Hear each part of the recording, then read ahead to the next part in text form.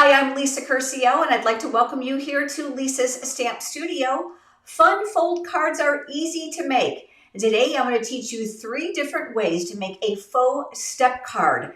These cards are lots of fun, and you're going to be inspired by the different designs I'm going to be using. We're using all brand new Stampin' Up! Products, and you're going to love the layouts and the color combinations. Please keep in mind you can use any stamp sets that you'd like. And I'm anxious to walk you through step by step on how to create these fun faux step cards. If this is the first time you're visiting my channel, I'd love to give you a special welcome.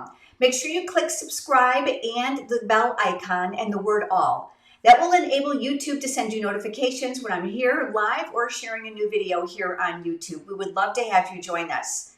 In addition, we want to make sure you know all about that project sheet. It is free and it's linked down in the video description below. It's going to contain the pictures, the cutting dimensions, and the supplies for all 3 of these faux step cards today.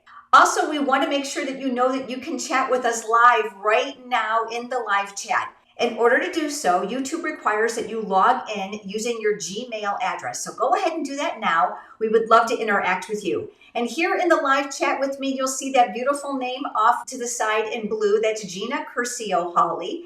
Gina is my daughter. She's an avid stamper. She also works here with me at Lisa's Stamp Studio, and we are looking forward to chatting with you and answering your questions live during tonight's premiere. Now, before we get started, there is big news here in the studio. The online stamping retreat session number 2 for this year is open, which means you can register right now to join us. If you are in the US, Canada, or Europe, the event is going to be held on Saturday, May 25th. If you're in other countries, in Australia, it's going to be on May 26th. This is a full day live event, but pause. If you can't join us all day live or not at all, it doesn't matter because everything is recorded live so you can come back and watch anytime you want because you have lifetime access to all the demonstrations as well as all the tutorials. There will be 6 demonstrations in all. They will be done throughout the day live, like I said, and recorded.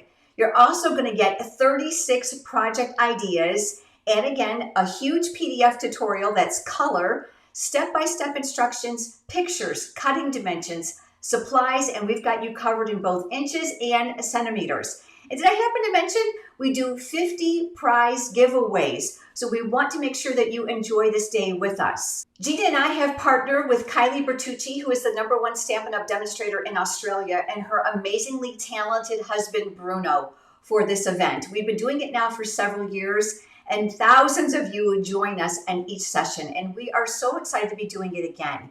In addition to the retreat, we also have exclusive merchandise, better known as merch, for those of you that are attending. So head over to onlinestampingretreat.com and get all the information. Registration is good now through May 24th. All right, we're ready. Let's get started. I'm going to be demonstrating the double faux step card for you today. And like I said, I have several other variations to teach you 3 ways to make this card. I'm going to be using my paper trimmer to do all my scoring and my cutting. The blades stay on the track at the exact same time, which means it's super convenient, and you're going to love that clear cutting guide. I'm going to go ahead and navigate those up and down so they're out of the way. There's also a nice straight ledge here at the top, as well as one here at the bottom, so you can keep your cardstock nice and straight as you're cutting and scoring. We're going to be using a brand new in color. This is called Petunia Pop, and it is absolutely beautiful, isn't it? This is a 5.5 by 5.5 inch piece of cardstock, and we're going to do some very simple scoring. The first score line is going to be at 3/4 of an inch, which is just here. I'm going to make sure that cardstock is nice and straight, and we are going to score. We're going to move it over now to 1.5 inches and score again, and then at 3.5 inches and then score. Now this is going to be the base of the actual faux step card, but there are several other pieces for this double step. The next one is a piece of cardstock that measures 3 by 8.5, and we're going to do 2 score lines. The first one is going to be at 1/2 inch, which is here, and we're going to score, and the next one is at 4 1/4. So we'll line that up and we'll score there. So that's the first step. The second step is 2 inches by 7 inches, and we're going to score this as well. The first one is going to be at 3.5, and the second one is going to be at 6.5. Now that's going to be all the way here with the extendable arm, which I absolutely love. So I'm going to scoot that over to 6.5. Now I will tell you that this is going to leave a 1/2 inch here on the end. So you could have scored it at a 1/2 inch and again at 3.5, just kind of like what we did here. But I wanted to show you the extendable arm on this paper trimmer because I will be honest with you, best paper trimmer on the market, and I've tried them all. Let's start with the actual base of the card. You're going to see that there's 2 larger sections here. We're going to score on one of those lines right now. So I'm going to flip it upside down and come over it with my bone folder. Then here on the front, you're going to see that it's tinted. The next score line here near the top, we are going to bend up and then go over it with your bone folder. Now this last one is going to come down. This is what's going to make the step for the card. So in essence, when you're all finished, your base is going to look like this. And I absolutely love this because it's freestanding for display if you're going to send it to a friend or family member. Now, while we have the card base, let's go ahead and decorate this. Now, obviously, you can stamp it, you can add designer series paper, and that is what I'm going to do. Now, the color coordination is second to none with Stampin' Up. And this is the coordinating designer series paper to the new in colors. Now, it does come assorted with all the 5 colors, which you'll love. Great value. They are double-sided. All the prints in there are going to give you several options. I'm going to go ahead and use the one with the greenery today. I'm going to turn that upside down on my silicone craft sheet, and I'm going to add my Stampin' Seal Plus to the back side. Now, this is very strong adhesive, so I don't need to go crazy with it. I've got all those cutting dimensions, like I said, inside that free project sheet that will be linked down in the video description for you below when tonight's premiere is over. So one of those is going to go here. This is going to get rotated. And I'm rotating that specifically so that you know to do so if you have a pattern paper that has a direction. This one really doesn't, but I want to make sure you know about that rotation. So let's go ahead and let's add some more adhesive now to this other panel. These are now both the exact same size, and we're going to mirror that now on this side of the cardstock. We're going to turn it around and we're going to have that little step here at the front. And I chose to put designer series paper there as well. And then this time we can go straight down that little bit of a strip. As I mentioned to you before, this is very, very strong adhesive, so I don't have to go crazy with covering every little inch. That's going to go here. I chose not to decorate this because once it's pleated and up and our card's finished, it's really not noticeable. But obviously that is an option for you if you choose to do so. Let's go ahead and put this aside and let's begin to work on the first step. This is the actual step that we scored originally. This is the larger of the 2. I'm going to crease it in half and I'm going to go over it with my bone folder. Now on the back side, you're going to see that little 1/2 inch score line. I just want you to slightly bend it with your fingers. We're not going to go over it with the bone folder. This is going to make more sense when we're attaching it. But I found by adding this little score line right here at the bottom, not only did it give me a perimeter for the adhesive, but allows this cardstock to bend a little bit when the step is actually engaged and sitting up. So we're going to work on the front, the solid panel. Remember, this is the back. And let's start by decorating this. Now, I'm excited to share some brand new products with you. We're going to be using the Attention Shoppers Bundle. So it's the stamps and the coordinating dies. Now, there's a huge array of products in the brand new Stampin' Up! Annual Catalog. You can find that over on my website at lisastampstudio.com. But when I looked at this, I knew instantly I had to have it because there's an incredible die here for the shopping cart that of course also can be stamped. But what I love about it, in addition to the images here, I'm thinking pumpkins and Christmas gifts and Christmas trees and Christmas decorations and hearts and all kinds of things can be placed inside of here. So this is a very versatile piece. Let's go ahead and let's start with some of the pieces that I've already die cut. Now, before you join me, I die cut the top of the shopping cart from silver foil. The bottom of the shopping cart I die cut from black cardstock. Now, keep in mind, you can come up with any combination that you choose. There's no right or wrong way here. But I wanted to add a little bit of coordination to the handle. So what I did is I die cut part of that shopping cart once again to try to get that handle that's here. I'm going to come in with my paper snips. I know you're probably thinking, egads, Lisa, that's kind of fussy. Yeah, it is, but if you don't want to, you don't have to. I'm going to come straight down the edge here. Do you see where the outside of the shopping cart is? And I'm just going to cut this away. That has now left us this very small piece. I know you're also thinking, egads, once again. It's okay, I've got you covered, watch. We're going to place that here. I'm using my Take Your Pick tool. I love that putty tip for obviously sequins and small pieces of paper. It has interchangeable dial out instruments that come with it. So this is the paper piercing tool attachment. It has a little spatula that comes with it, and you can see it's good and gunky. But I get it up underneath my dimensionals and my adhesive when I make a mistake. And it also comes with a dual-ended stylus tool. I've got my precision glue press nearby, and we are ready to go. This is going to be super easy. A precision tip on here allows you to use any liquid glue of your choice. I'm using the multi-purpose liquid glue in the empty bottle that came with this product. I have basal joint arthritis in both of my hands. You can see how swollen they are. So squeezing is very difficult for me. And I was very skeptical when I first got the product from My Sweet Petunia, but I love it and it's a game changer. I'm now becoming a glue girl after all. I find that once I get the gun primed, you can see I'm going to give it one good pump. Now watch my fingers. Do you see how little I have to squeeze it to get little tiny dots of glue out? This is amazing. Now you're going to be able to find this product linked for you on my website under Shop, My Favorite Things, and then Craft Room Favorites. I'll go ahead and put that information up on the screen for you here. I'm using that Take Your Pick tool to make sure that I get it on there good and strong so it's in place. And then once we've got our little handle aligned, we're good to go. Now here at the bottom, you might be thinking, well, how are we going to get that on there? Same way. We're going to take this and we're going to take a little tiny squeeze there and a little tiny squeeze there. It fits right back inside the cradle, which I love. This, I think, is big enough for us to lift it. I'm looking for this long piece here, and I'm going to start that here at this end and then tip this slightly so that it meets this end. Now, while that's sitting for a second, let's talk about this product. There's a really fancy, pretty lid for the actual needle tip. This will screw right on when you're not using it. It stays here when it's not in use, which is fantastic. But let's talk about that pink plunger down inside. The tip of the precision glue press will rest inside of here when you're not using it, which creates almost an airtight type seal, which means that this glue press is not going to clog between uses. I leave it out all day when I'm crafting, and then I cap it at the end of the night. I absolutely love it. Now that this is dry, we're going to go ahead and set that off to the side, and let's talk about what we're going to put inside that cart. I've got basic white scrap cardstock here, and I'm going to be using my black Memento ink pad. Now, from the stamp set I just shared with you, I'm going to pull out some of those images, which I have mounted here. So I've got the plant, so I'm going to go ahead and ink that up, and I'm going to stamp that here. I also have the flower bouquet. We're going to ink that up, and we're going to stamp that here.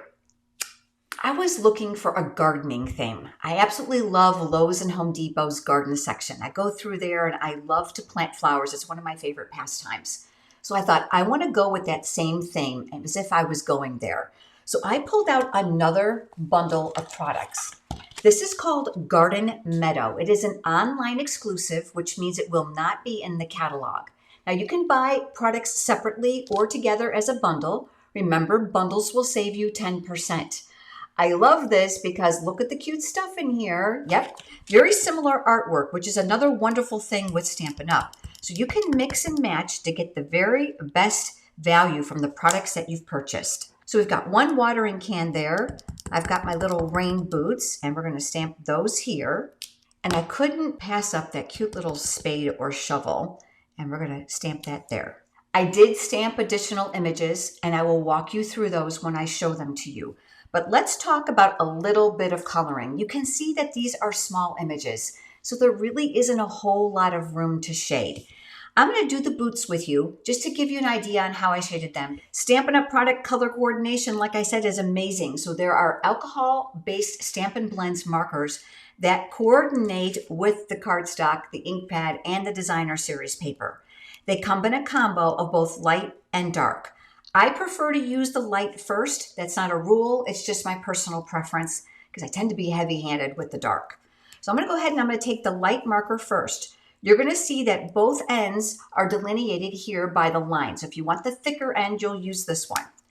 I'm going to go ahead and I'm just going to color in the boots. Quick and simple. Now, first pass, if you have some areas that are white, don't panic. That also lends credence to highlighting. The next tip is to allow that alcohol base of the color to evaporate before you lay down the next shade. That's going to make sure that everything blends very well and doesn't bleed outside your stamped lines.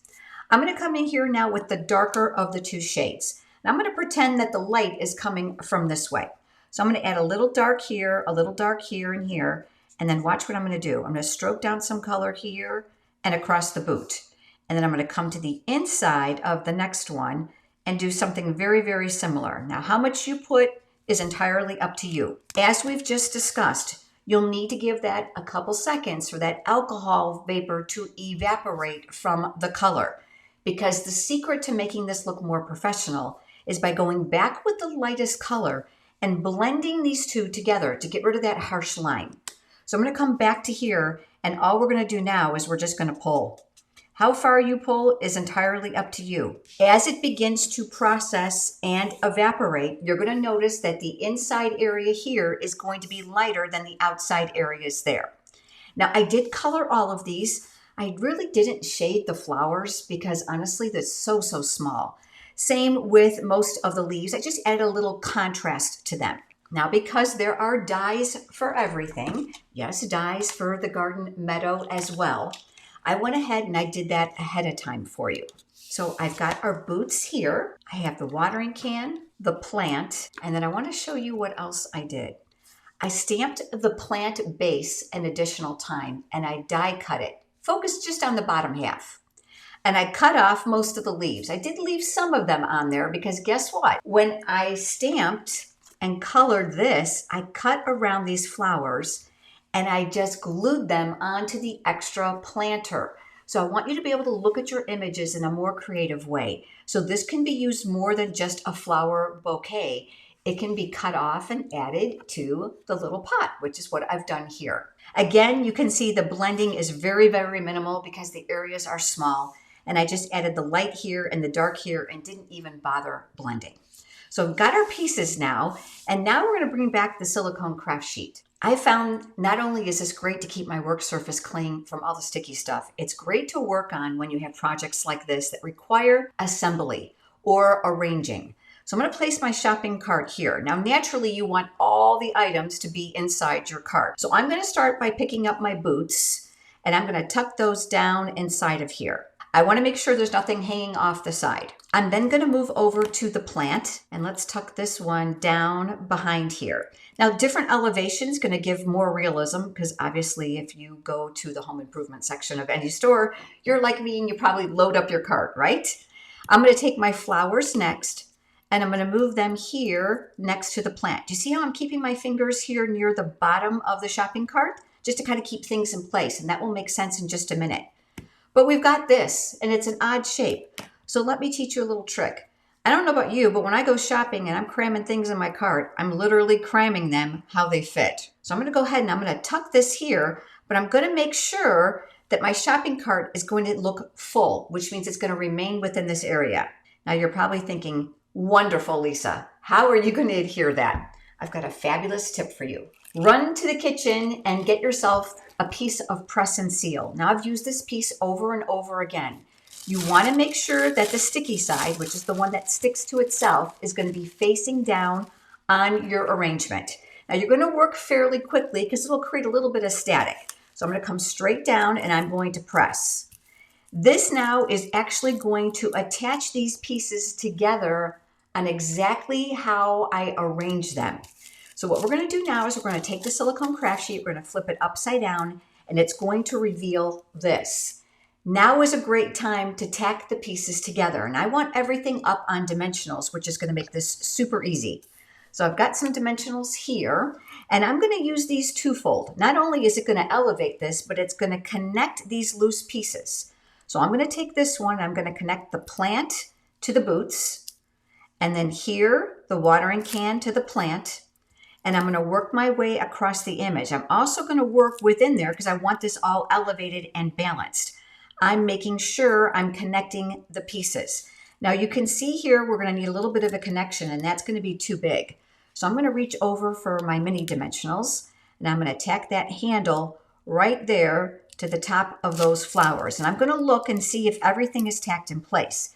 While I have it flat is a great time to add any extra dimension that you might need. So I'm going to use the shape of that dimensional to my advantage. Because I don't want the entire shopping cart to sag, I'm going to want to put some extra pieces here. Now this is where your mini dimensionals really come into play. You can see that I've already done that here, but I use this pair of scissors that I dedicate to the sticky stuff, and I cut them in half right here while they're on the paper, and that makes them even smaller. With my Take Your Pick tool now, I'm able to pick up that piece. It's already got the paper backing on it, and I can navigate the shape to work best for me. So I'm going to put one there, I'm going to put another one here, and I am going to want to brace those areas just a little bit. So I'm going to pick up a couple more pieces, and I'm going to turn this to make it easier for the dimensional to fit. Now, if your dimensionals show, guess what? Sometimes mine do too. I'm going to give you a tip on that as well. When we turn it over, I think it'll make better sense on how we can trim that. That looks like enough. I'm going to give you another tip for the handle in just a minute. Now, when we flip this over and peel this back, the shopping cart is going to be loose because remember, there was very little or nothing attaching the cart. I got lucky because one of the little flowers got stuck there. But you're probably looking, thinking, how are we going to do this? Well, we're going to go right back to this precision glue press. This is your best friend. So I can see right now that I need to add some glue to those areas where the grid is. Now I'm very carefully going to lift this, and I'm going to add a little bit of glue here, a little dot there, and again, you can reach with this gun like you cannot with any other tool. I'm going to lay this flat, and I am going to press. I'm just going to give that a good push. Remember, the backings are still on the dimensionals. That'll dry very, very quickly, and the multi-purpose liquid glue that I put inside of here is very strong. Now I'm going to come over to this side, and I'm going to look and see if I need to do a little bit more card surgery here, and I am. So I'm going to add another drop down here, and right here along the ledge, and then I'm going to press that down in place as well. Now if you look closely, you'll see a little bit of that dimensional showing. And that's going to bug me because that's black cardstock and that's a white dimensional. Now we do have dimensionals that are in black. Believe it or not, I don't have them and I think I should get them. I'm going to come back to my sticky scissors and I want you to watch me. I'm going to angle my scissors so that it's on the foam of the dimensional. So I'm cutting off some of that excess. I'm going to do the same thing here on this side because we want our project to look finished and professional. I decided to layer this on a piece of basic white cardstock. As pretty as this is, I thought it was kind of blah. So I thought, how can we add color to this to really play up the shades in what I've used? So I decided to do a little bit of blending. I'm going to bring in some scrap grid paper here, and I'm going to be using the Pretty and Pink ink pad. That's one of the colors I use for some of the flowers here.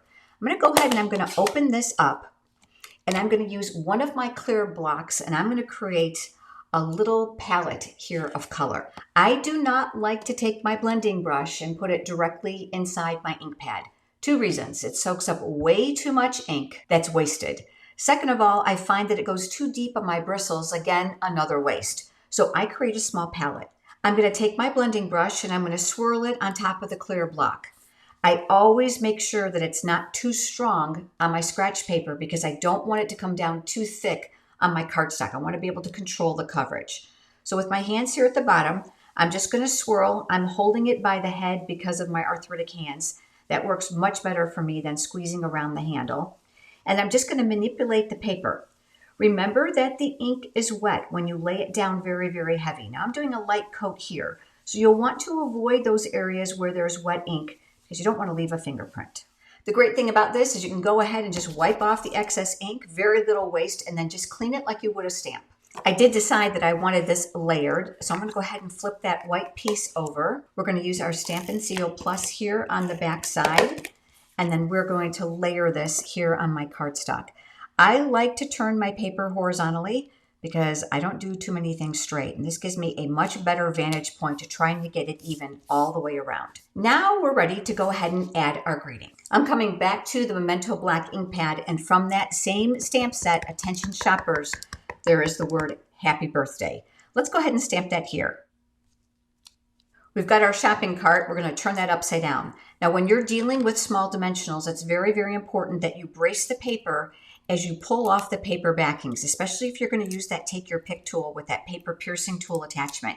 You don't want the dimensional to pull the image up off of the cardstock. Once those have been removed and we've got one whole piece, we can go ahead and center this right here on top of the panel.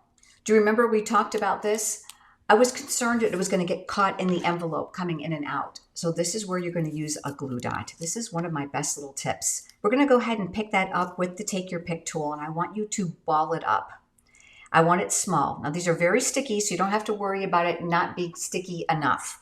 We are going to tuck this right underneath the thickest part of the handle and lightly tack it down. By balling up the glue dot, it does two things. It creates a slight elevation and it creates a little bit of a tack there so that this now will not lift. Remember our first step with the 1/2 inch little score line? Remember, this is the front. Let's go ahead and add adhesive now to the back side. To make sure I do it nice and even, I'm going to turn it horizontally, and then this is just going to get centered, leaving a small margin of that petunia pop color all the way around. Now we're going to work on the second step. Because we've already talked about how I assembled the flower on the pot, I want to show you what I did here. This is the smaller panel for the second step. I created a faux shelf and I just colored some additional pots, cut them off and stuck them on there. I did blend a little bit of color in the background just to kind of soften this up a little bit. The dimensions for this are inside your project sheet as well. So this is how I made that little faux shelf. This is a sliver of cardstock. It's 1/8 of an inch wide by 1.5 inches long. I'm going to take my paper snips and I'm going to create a slight angle from the bottom up. And then I'm going to turn it around and I'm going to do the exact same thing on this side. When it's all done, you get the perfect little mitered corners to give you a faux shelf. Now, if you're wondering how difficult this was to do here, it wasn't because of this. What I did is I simply lined up the shelves where I wanted them, and I used my favorite craft pencil, that's linked for you too on my website, and I drew a little line. I moved all the pieces, and then I took my precision glue press and I made a little line of glue, and I stuck down each of the little shelves where I wanted them. And you can see the pencil line doesn't even show. And then all the rest of these are simply added with dimensionals, very much like we did on the front of the card. Now we have our second step. Remember, this is the smaller piece. We are going to fold it in half on that center score line, and we're going to go over it with our bone folder. Remember that there is a 1/2 inch score line here that's going to be on the back. Just give it a little bit of a crease. You don't need to go over it with the bone folder. The solid area is the front. So we're going to flip this upside down and we're going to add our adhesive. Again, I'm going to turn it horizontally. This is the back end. I'm going to lay it flat and we are going to center this.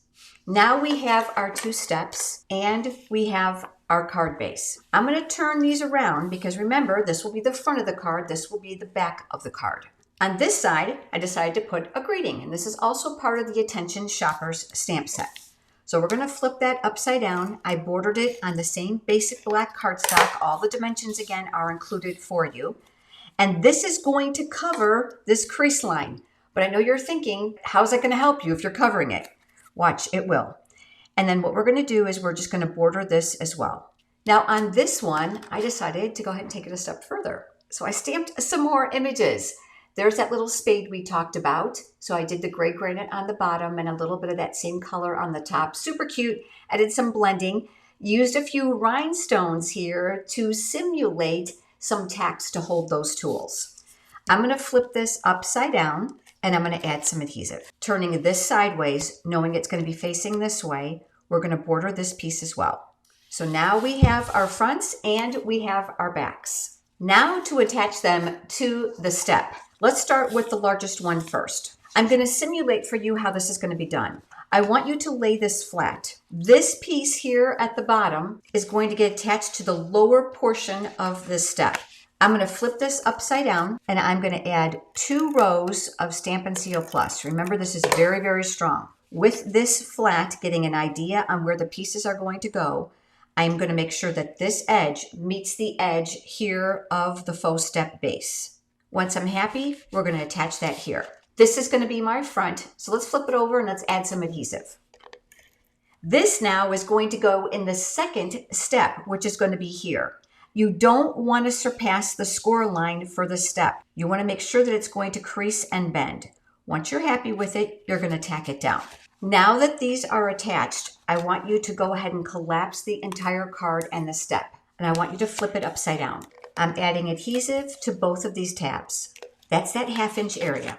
We're going to take the first one and we're going to fold it down. Now, if you did it correctly, this edge is going to be flush with the bottom of the base, and this one will do the same. Give it a good push, and when you open it, you're going to have your double faux step card. Isn't this adorable? And I love that it's freestanding. The best part about this is it's going to fit a standard A2 medium size envelope. It's a little thicker than normal, but I found that it's still under the 1 ounce, so no extra postage. I'm going to add a little bit of bling to the front to coordinate with the rest of my cards. I'm going to pick up some small rhinestones. Let's place one here, another here, and then we'll take one more and we'll place it down here by the greeting. Again, a great use of that take your pick tool. And again, on the back side, plenty of room for you to sign. Super cute. Now wait till you see the other variations. The next card I'm going to share with you uses a brand new bundle called Country Birdhouse. Oh, so cute. So you can stamp and die cut, or you can assemble your own birdhouses either on a stand or that they hang. All kinds of great accessories here with greenery and flowers as well. Now it has a sister stamp set called Country Flowers, and you'll notice that the artwork is identical. So you can mix and match. This also has coordinating dies for all these images, which means you can buy this also as a bundle. So I use these together to create this very simple single faux step card. So unlike this one where there were 2 steps, this one I created 1 large step in the center. I used the dies, the images, I stamped, I die cut, and that beautiful Country Lane and Country Woods Designer Series papers. Those papers are all part of that coordinating suite of products, and they mix and match beautifully. So I'm going to turn that over, and this is a beautiful sympathy card. Plenty of room to sign. If you need more space, you can always add a piece of cardstock here to write and sign before you attach it. But this is the second card, and this is a single center step. This next one uses the Magnolia Mood Bundle, stamps and coordinating dies. Now the beauty with this bundle is you have a beautifully detailed die here that will create the flower for you. These 2 pieces are buildable, or you can die cut stamped colored images. And that's what I did on this card. Very simple and very striking for this blessings card. And I want to turn this into a thank you card. All the pieces are from that stamp set with the exception of this greeting. And I'm going to talk to you about that. I did some blending with the Stampin' Blends markers. I used the Amazing Color Lifter to blend out some of the colors here to mute those. I added a wink of Stella over the top to give it a slight shimmer and some really pretty iridescent pearls. Now let's talk about the greeting. There's a brand new bundle of products, some really pretty greetings inside here, and there's a ton of label dies to hold them and some beautifully coordinated small die cut pieces that work with it. I die cut one of the images here, but you're probably thinking, well, that's not the same size. And you're right. Let me give you a quick tip. I went ahead and I stamped the greeting on there, and I knew it was too big. So I took the same die and I literally lined it up, just feeling the grooves from the outside of this die. It's very easy to do. My best tip is to use the Post-it labeling and cover-up tape. It's my best friend. You'll find it linked for you on my website under Shop My Favorite Things. I use this with all my dies. Once you have it where you want it, you're going to tack that in place like so, which means it's not going to fall apart, shift, or move when you place it through your die cutting machine.